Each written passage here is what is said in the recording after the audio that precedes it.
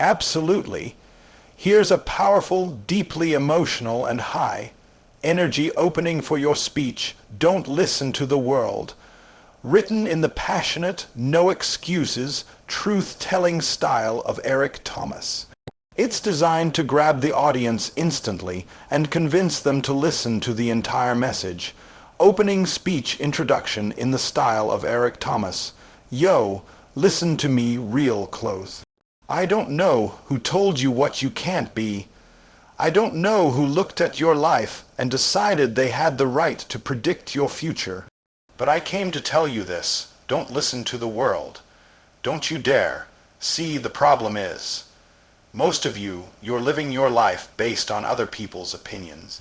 You're chasing their approval, obeying their limits, believing their lies, and you don't even realize it. They told you you're too late. They told you you're too old. They told you your past disqualifies you. And some of you believed it, but I need you to feel me on this. The world doesn't know the weight you carry.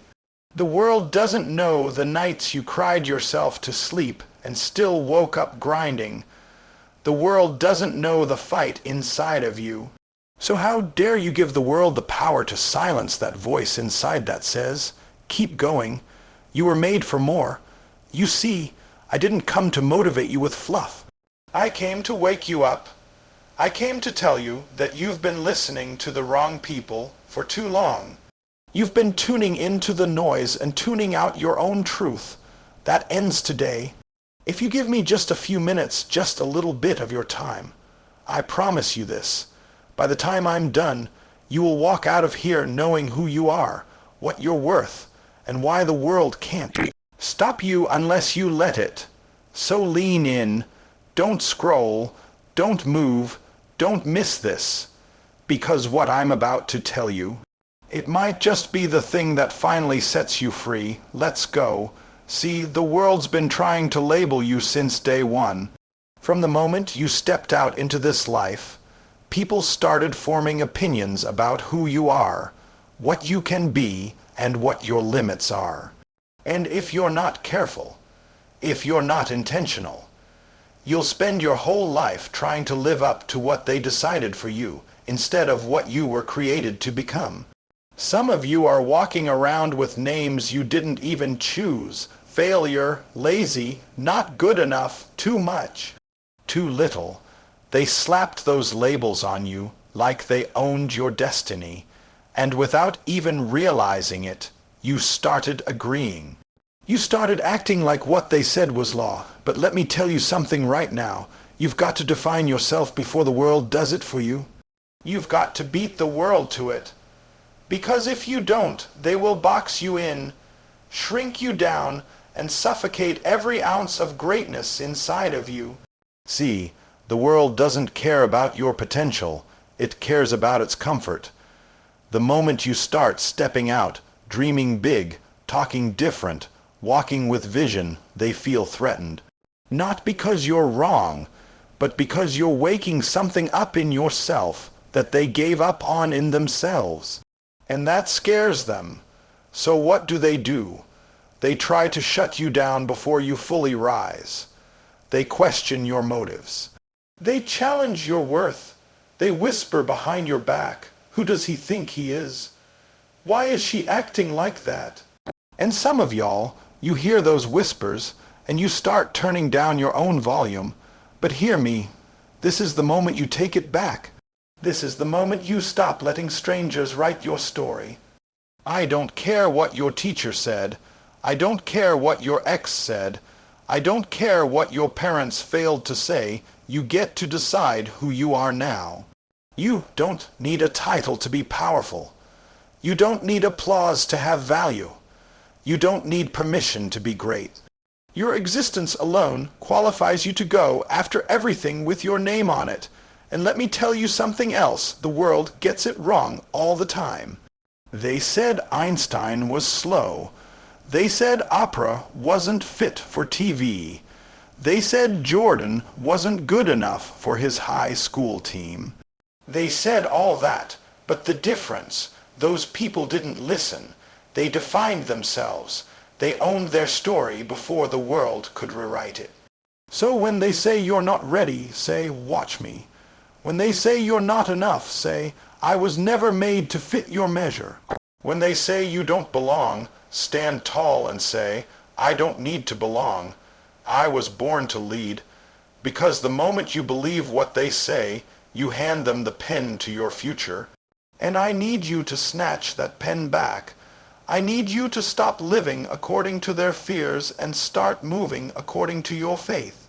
Because deep down, you know the truth. You know you were made for something more. You know there's a fire in you that doesn't quit. So why let someone else tell you how big your flame can be? This ain't about proving them wrong. It's about proving you right. This is about becoming the person you were always meant to be before the world told you who you couldn't become. No more shrinking, no more doubting, no more waiting for someone else to validate what God already confirmed. You are not who they say you are. You are who you decide to become, and that decision, it starts right now. Everybody's got something to say. Everybody's got an opinion, and in this world we're living in, that noise, that constant chatter, it never stops. It's on your phone, it's in your ear, it's in your family, it's in your circle, and most of the time it ain't truth. It's just fear dressed up like advice. It's limitation wrapped in love. People acting like they care, but what they're really doing is trying to keep you small, so they don't have to feel bad about staying small themselves.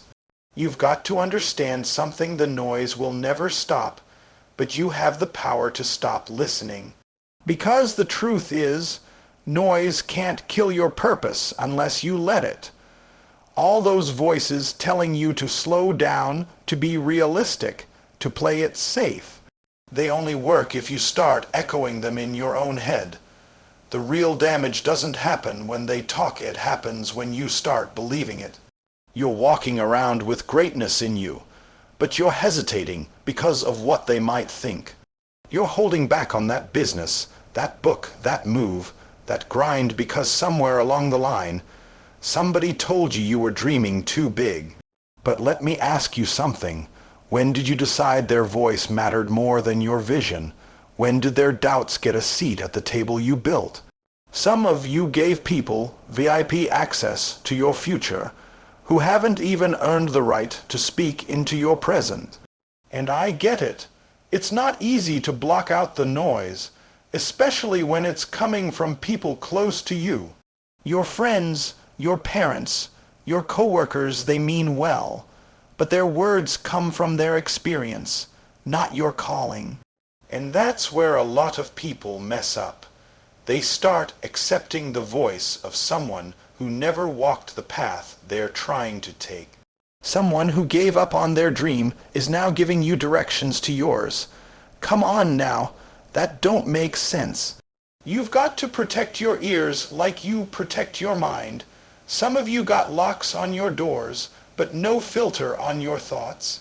You've got security cameras around your house, but you're letting fear and doubt stroll right into your soul without question. You've got to start asking, who am I letting speak into my life? Who am I giving volume to, and why? Because the wrong voice at the wrong time can take you off course for years, and that purpose you've been carrying, that calling you feel deep down, that assignment on your life, it's too important to get drowned out by opinions. When I say tune out the doubt, I mean completely. Don't argue with them. Don't try to prove them wrong. Don't waste your time trying to convince somebody who's already made up their mind about you. Let them talk. Let them whisper. Let them doubt. And you keep building. You keep moving. You keep doing what you were born to do like they never said a word. Because while they're busy running their mouths, you'll be too busy running your race. And here's the thing, the same people who told you it couldn't be done will come back later asking how you did it. But they only come back if you keep pushing through the noise.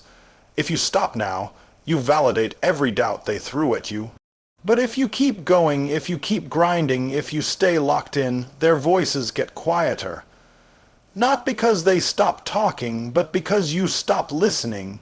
And that's the move. You've got to listen to you now. You've got to turn the volume up on your own voice, your own truth, your own conviction. Because when your faith speaks louder than their fear, that's when the shift happens. That's when you go from waiting for approval to walking in purpose. And at that point, the noise doesn't matter anymore. It never did. You ever notice how the moment you start dreaming bigger, moving different, thinking different, people start calling you crazy? Like the second you decide you're not gonna live like everybody else, suddenly, something's wrong with you. You're obsessed, you're too intense, you're unrealistic. Nah, you're just focused, you're just dialed in. You finally decided to stop shrinking, to fit into rooms you were meant to outgrow. And now they don't know how to handle you. So they label you. But let me tell you something right now. What they call crazy, you better call calling. Because if you don't answer that call, if you don't lean into that vision, if you don't move on that dream, they'll convince you to bury it. They'll have you thinking you're doing too much when really you're finally doing what you were born to do. See, the reason they call it crazy is because they don't see what you see. They don't hear what you hear. They don't feel what you feel. You've got a fire burning in your gut that they never lit, so how can they understand it? They weren't there when you were broken.